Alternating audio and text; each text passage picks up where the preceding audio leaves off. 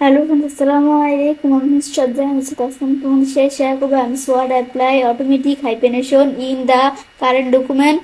Turn hyphenation on or off Bangla অর্থাৎ আজকে আমি তোমাদের সাথে শেয়ার করবো কিভাবে আমরা আমাদের এমসওয়ার্ড এর কারেন্ট ডকুমেন্টের মধ্যে অটোমেটিক হাইপেনেশন অ্যাপ্লাই করতে পারি। তো কাজটা করার জন্য এটা মিনিমাইজ করলাম, করার পরে তো হাইপেনেশনের বিষয়টা করার জন্য আমরা কি করব, তো এখন আমাদের হাইপেনেশনের বিষয়টা করার জন্য এই পেজ লেআউট মেনুতে এগিয়ে আসবো। আসার পরে আমাদের কিন্তু বর্তমানে ডকুমেন্টের মধ্যে কোনো হাইপেনেশন দেখা যাচ্ছে না। হাইপেনেশনটা আনার জন্য আমরা আমাদের পেজ লেআউট মেনু থেকে এই যে অপশন দেওয়া আছে হাইপেনেশন, এখান থেকে বিষয়টা আনবো। তাছাড়াও হাইপেনেশনের উপর আমার চ্যানেলের ভিডিও দেওয়া আছে, তোমার চ্যানেল দেখতে পারো।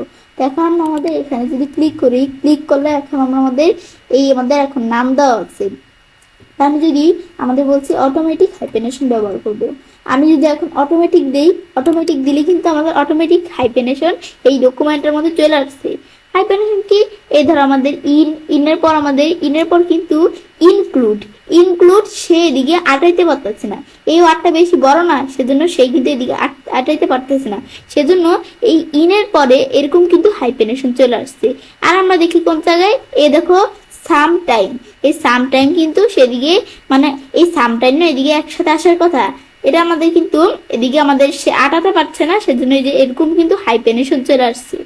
এখন আমাদের যখন হাইপেনেশন এভাবে কিন্তু আমরা নিয়ে আসতে পারি, কিন্তু আমি যখন আমাদের নাম দেই এই হাইপেনেশন গুলো থাকে না।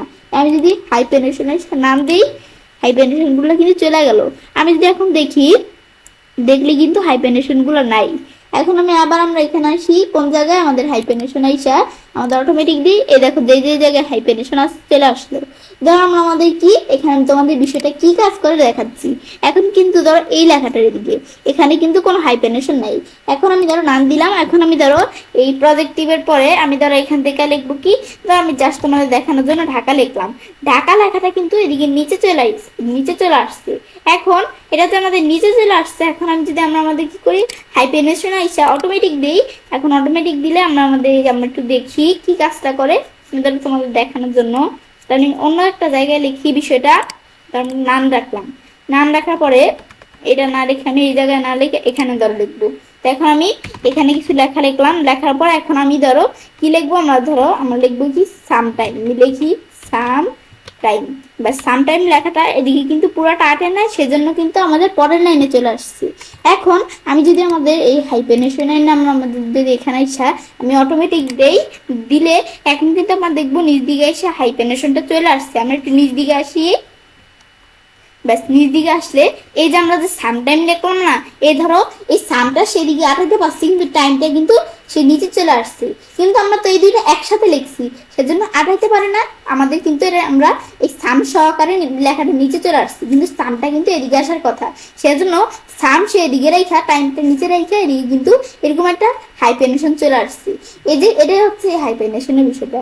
হাইপেনেশন আসছে আর আমাদের কিন্তু এটা আমাদের সাধারণত আমি যদি এই হাইপেনেশন আইসা নাম দেওয়াটা কিন্তু আমাদের থাকে, নাম দেওয়া থাকলে বোঝা যায় না আমাদের কোন জায়গায় কিরকম হাইপেনেশন।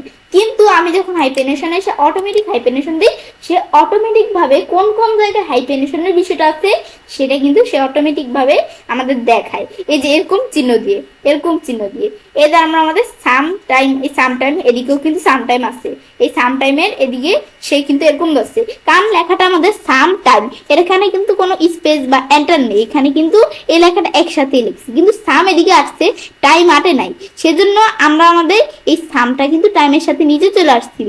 কিন্তু আমরা যখন হাইপেনেশন আমরা অটোমেটিক দিলাম, দেওয়ার পরে এখন কিন্তু এই সামটা উপরে আসছে, এতটুকু এদিকে আসছে, এতটুকু আমাদের কিন্তু উপরে চলে আসছে। আর এরকম দাগ আসছে কেন, কারণ টাইমটা এই সামের সাথে এক ছিল, সেজন্য এখানে এরকম দাগ চলে আসা এই টাইমটা এদিকে নিচে নামাই দিছে। এটাই হাইপেনেশনের বিষয়টা, মানে আমাদের এই বিষয়টা কাজ করে। বাস আমি তোমাদের তো আবার প্র্যাকটিক্যালি করে দেখাইলাম কিভাবে করে, এই যে এরকম বাস এইগুলো আমরা চাইলে হাইপেনেশন করতে পারি।